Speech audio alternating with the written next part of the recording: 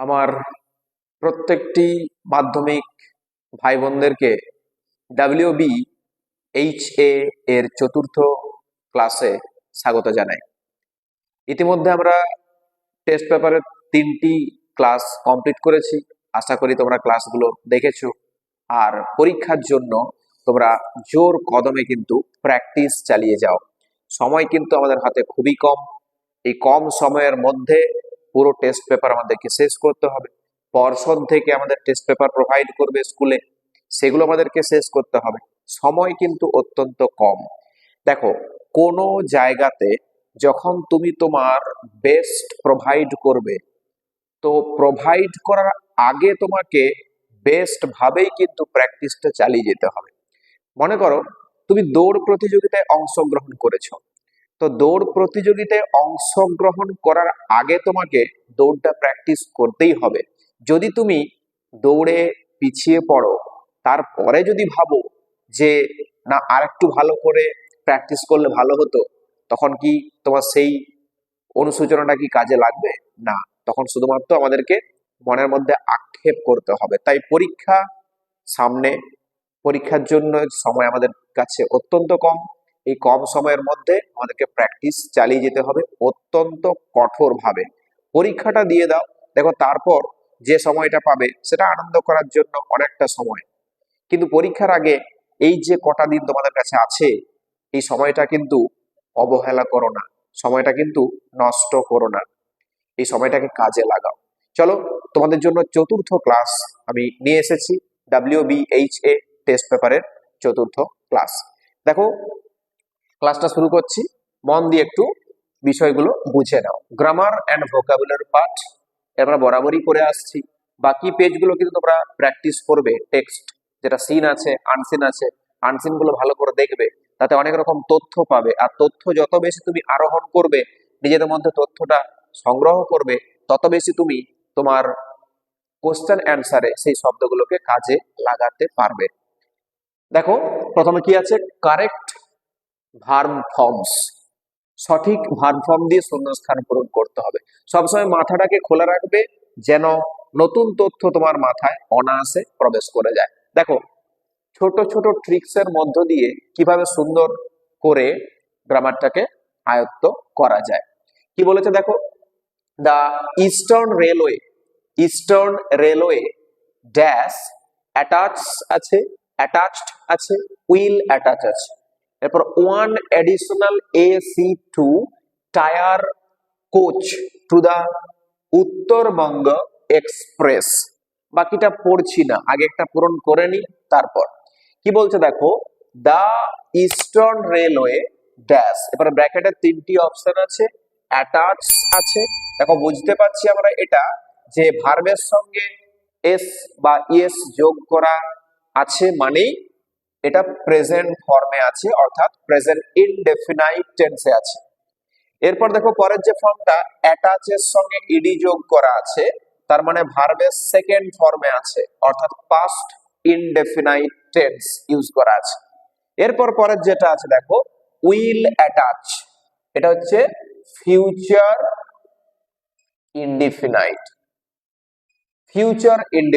আছে। তাহলে আমি কি বুঝতে পারছি যে কোন ফর্মটা শূন্যস্থানে প্রোভাইড করব? বুঝতে পারছি না? তাহলে আর একটু পড়ি। কি বলা আছে দেখো, one additional AC2 tier coach to the Uttarbanga express in order to, বাকিটা আছে। তাহলে এই যে বিষয়টা ঘটছে, এটা কিন্তু এখনো পর্যন্ত সম্পূর্ণ হয়নি। এই ইস্টার্ন রেলওয়ে একটা নতুন AC2 টায়ার কোচ সংযুক্ত করতে চলেছে। তাহলে দেখো, বাংলায় আমরা বলি যে ক্রিয়ার শেষে ব আর বে যোগ করা আছে, তার মানে ফিউচার টেন্সে চলে যায়। আমি খাবো, সে খাবে, সে যাবে, তাহলে ব বে ক্রিয়ার শেষে যোগ আছে, মানে ফিউচার ইনডিফিনাইট টেন্সে যায়। তাহলে বুঝতেই পারছি আমাদের কাছে সহজ হয়ে গেল, ফিউচার ইনডেফিনাইট টেন্সের ফর্মটা ব্র্যাকেটের মধ্যে আছে। তাহলে এটা আমার কাছে হয়ে যাচ্ছে সঠিক উত্তর। তাহলে কি হচ্ছে দেখো বাক্যটা, the Eastern railway will attach one additional AC2 tire coach to the Uttarbanga express in order to, এই ব্যাপারটা ভালো করে মনে রাখবে যে টু এর পরে, আমি আগেও বলেছি টু এর পরে ভার্বের প্রেজেন্ট ফর্ম হয়। কোন ফর্ম হয়? প্রেজেন্ট ফর্ম হয়। তাহলে টু এর পরে প্রেজেন্ট ফর্ম খুঁজতে হবে আমাকে। দেখো অ্যাভয়েডিং আছে, AVOIDING, ভার্বের সঙ্গে আইএনজি যোগ করা থাকা মানেই সেটা প্রেজেন্ট পার্টিসিপল আছে। কি বললাম? Present participle. তাহলে প্রেজেন্ট পার্টিসিপল কি হবে? না, আমি বলেছি প্রেজেন্ট ফর্ম বসবে, প্রেজেন্ট পার্টিসিপল নয় কিন্তু, তাহলে এটা হচ্ছে না। অ্যাভয়েড আছে প্রেজেন্ট ফর্ম, অ্যাভয়েডেড ইডি যোগ করা আছে পাস্ট ফর্ম, তাহলে এটা হবে না, উত্তর হবে অ্যাভয়েড। ক্লিয়ার? তাহলে টু অ্যাভয়েড প্রেজেন্ট ফর্ম বসলো, to avoid rush of passengers, to avoid rush of passengers. The add on, এই যে প্রযুক্তিটা, এই যে বিষয়টা, এটা কি না dash take place, took place, takes place, took place আছে, উইল টেক প্লেস আছে from the beginning of July, জুলাইয়ের শুরুতে এটা চালু হবে, সংঘটিত হবে। এটাও দেখো কি বলছি, বে হবে। তাহলে এখানে দেখো টেক্স প্লেস, এটা প্রেজেন্ট ইনডেফিনাইট টেন্সে আছে, ভার্বের সঙ্গে এস বাই এস মানে প্রেজেন্ট ইনডেফিনাইট হচ্ছে না, এটা হবে না। তাহলে took place past indefinite form আছে, এটাও হবে না, তাহলে ফিউচারে বসবে। ওই যে বললাম হবে, সংঘটিত হবে, ববে মানে ফিউচার ইনডেফিনাইট, তাহলে এটা হয়ে গেল আমার কাছে সঠিক option, will take place from the beginning of July. খুব সহজ, এভাবে বুদ্ধিগুলোকে কাজে লাগাবে, আর ওই ছোট ছোট ট্রিক্স গুলো যেগুলো আমি তোমাদেরকে বলছি, ট্রিক্স গুলো ভালো করে কাজে লাগাবে, তাহলে দেখবে উত্তরটা ভুল হবে না। নেক্সট দেখো কি বলেছে, articles and prepositions, articles and prepositions. M K Gandhi, M K বলতে Mohandas Karamchand Gandhi, M K Gandhi who known as, who known as যিনি পরিচিত, ফাদার অফ নেশন রাষ্ট্রপিতা, তাহলে আমরা কি বলবো? দা, আর্টিকেল হিসাবে দা বসছে, হয়েছে। তাহলে as the father of the nation was born, was born আমরা জানি বড় জায়গার আগে ইন বসাতে হয়, ইন পোরবন্দর, পোরবন্দর কোথায় রয়েছে? গুজরাট।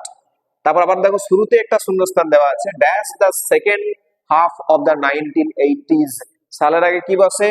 ইন বসে, সেই একই রকম ইনটাই বসে যাচ্ছে এখানে। In the second half of the 1880s Gandhiji went to London to study law। খুব সহজ, তিনটা আর্টিকেল প্রিপোজিশনের মধ্যে 3 নাম্বার আমাদের কাছে চলে এলো।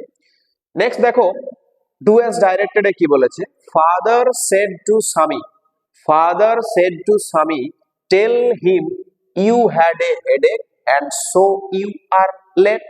কি বলেছে আমরা টেক্সটেও পড়েছি, স্বামী ফাদার্স হেল্প গল্পটাতে ছিল, স্বামী যেখানে স্কুল যেতে অস্বীকার করছিল সেখানে বলছে বাবা, যে বাবা স্বামীকে বলেছিল কি, যে tell him you had a headache, ওনাকে বলবে যে তোমার মাথা ব্যথা করছিল তাই তোমার দেরি হয়ে গেছে। তাহলে এটা কি করতে হচ্ছে আমাদেরকে? ন্যারেশন চেঞ্জ করতে হচ্ছে। দেখো ন্যারেশন চেঞ্জ করার জন্য সহজ পদ্ধতি, এটা ভালো করে ফলো করবে, যে প্রথমে রিপোর্টেড স্পিচ অর্থাৎ ডবল ইনভার্টেড কমার মধ্যে থাকা যে কথাটা বলা আছে তোমাকে, সেখানে বাক্যটা আগে চিনে নেবে যে সেটা কোন বাক্যের মধ্যে রয়েছে। তাহলে দেখো ভার্ব দিয়ে শুরু মানে আমরা জানি, গ্রামারে পড়েছি বহুবার, ভার্ব দিয়ে শুরু বাক্যকে আমরা কি বলি? Imperative sentence.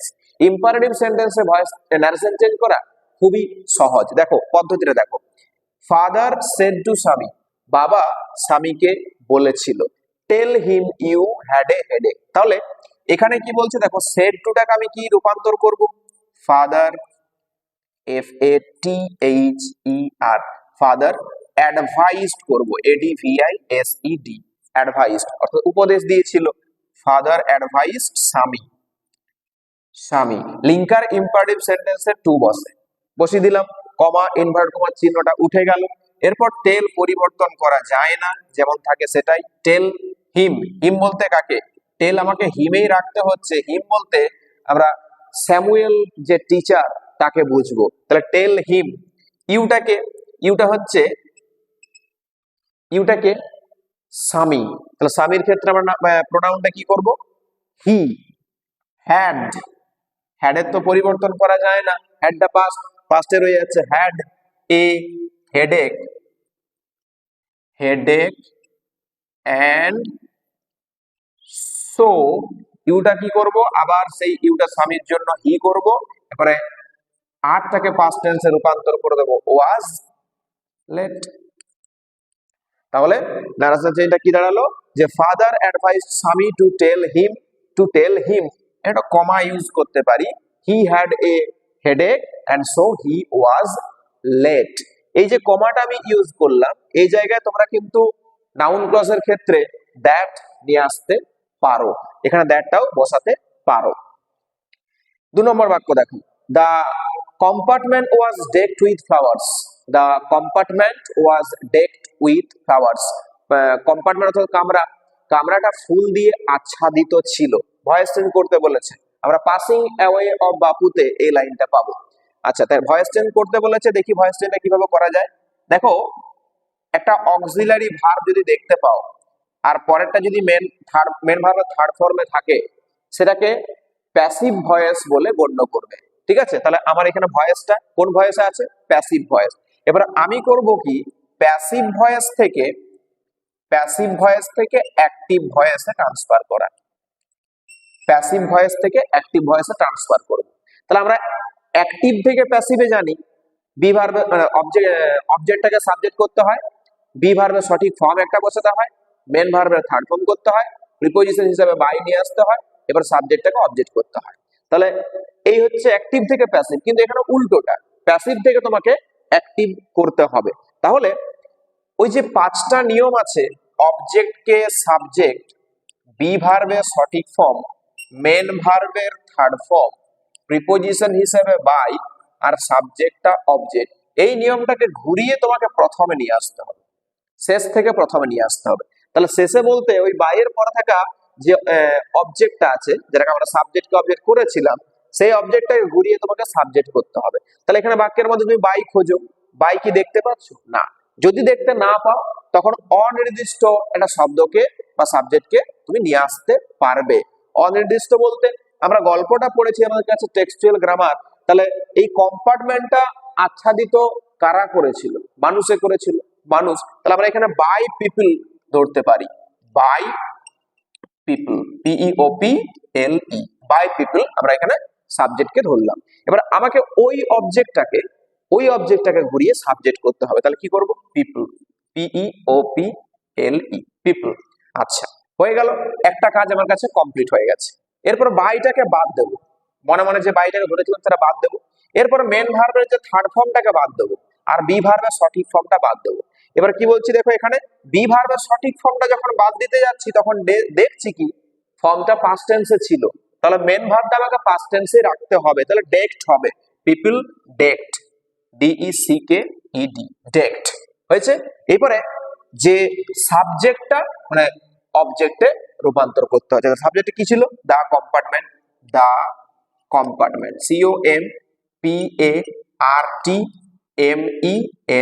কম্পার্টমেন্ট। এরপর বাক্যের মধ্যে থাকা বাড়তি শব্দ তুমি পরপর বসিয়ে দাও, তাহলে উইথ আছে আর ফ্লাওয়ার্স আছে, FLOWERS, ফ্লাওয়ার্স। ক্লিয়ার হয়েছে? তাহলে উত্তরটা কি দাঁড়ালো দেখো, people ডেকড the compartment with flowers. খুব পদ্ধতিটা সহজ, একটু মনে করে দেখবে, প্র্যাকটিস করে দেখবে, পারবে অবশ্যই।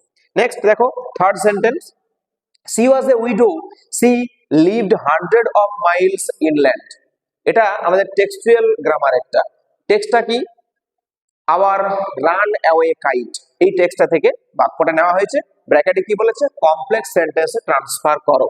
তাহলে কমপ্লেক্স সেন্টেন্স ট্রান্সফার করতে গেলে কমপ্লেক্সের বৈশিষ্ট্য আমাদেরকে জানতে হয়। কমপ্লেক্স সেন্টেন্সের বৈশিষ্ট্য কি, যে একটা প্রিন্সিপাল ক্লজ লাগে আর একটা সাবঅর্ডিনেট ক্লজ লাগে। এই সাবঅর্ডিনেট ক্লজ আবার 3 ভাগে বিভক্ত, এক হচ্ছে নাউন, 2 হচ্ছে অ্যাডজেক্টিভ, আর 3 নম্বর হচ্ছে অ্যাডভার্ব। তাহলে এখানে আমাকে দেখতে হচ্ছে যে কোন ক্লজটাতে আমি ট্রান্সফার করব, নাউন নাকি অ্যাডজেক্টিভ নাকি অ্যাডভার্ব। তাহলে দেখো, প্রথম বাক্যের সঙ্গে দ্বিতীয় বাক্যের কোনো শব্দের মিল আছে কিনা দেখে নাও, যে she was a widow, she lived 100 of miles inland। তাহলে দেখতে পাচ্ছি এখানে সি, এখানে সাবজেক্টের সঙ্গে সাবজেক্টের মিল আছে, একে আমরা অ্যাডজেক্টিভ ক্লজে ট্রান্সফার করে দেবো। তাহলে কি লিখবো, C was a widow, she was a widow। এবার এই সাবজেক্টটাকে তুলে দিয়ে এখানে হু বসাবো, who lived 100 of miles inland, INLAND। Clear? খুব সহজ। এরপরে ফ্রেজাল ভার্বস আছে। আমি বাক্যটা টুকিনি, বাক্যটা তোমরা দেখে নেবে, বইয়ের মধ্যে আছে, চতুর্থ পেজটাতে। আচ্ছা, আমি বাক্যটা টুকিনি, শব্দগুলোকে টুকেছি, টেন্সটাকে নিয়েই পরে টুকেছি। কোয়ারেল আছে, দেখো প্রথম শব্দ কোয়ারেল আছে। কোয়ারেল মানে ঝগড়া করা। এই ঝগড়া করার ফ্রেজাল ভার্ব কি? Fall out. তাহলে ফলের পাস্ট টেন্স করতে হচ্ছে আমাকে FELL, ফেল OUT। দেখবে হেল্প বক্সে তোমাদের দেওয়া আছে ফল আউট, তাকে ট্রান্সফার করতে হচ্ছে পাস্ট টেন্সে, তাই ফেল আউট হচ্ছে। নেক্সট ডায়েড আছে, পাস্ট ইনডিফিনাইট ফর্ম। আমাকে দেখতে হচ্ছে কি? পাস অ্যাওয়ে, কিন্তু লিখবো আমি PASSED, পাস্ট অ্যাওয়ে। ফ্রেজাল ভার্বটা ট্রান্সফার করে আমাকে লিখতে হয় টেন্সটা।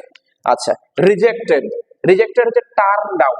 এবার টেন্সটা ট্রান্সফার করতে হচ্ছে আমাকে TURNED, টার্ন DOWN। এই হলো আমাদের চতুর্থ ক্লাস, গ্রামার অ্যান্ড ভোকাবুলারি। দেখা হচ্ছে পরের ক্লাসে, পঞ্চম ক্লাসে আবার তোমাদের সঙ্গে দেখা হচ্ছে। বাক্যগুলো ভালো করে দেখবে, ক্লাসটা মন দিয়ে বুঝবে, ভালো লাগলে ভিডিওটা লাইক করে দেবে। Thank you.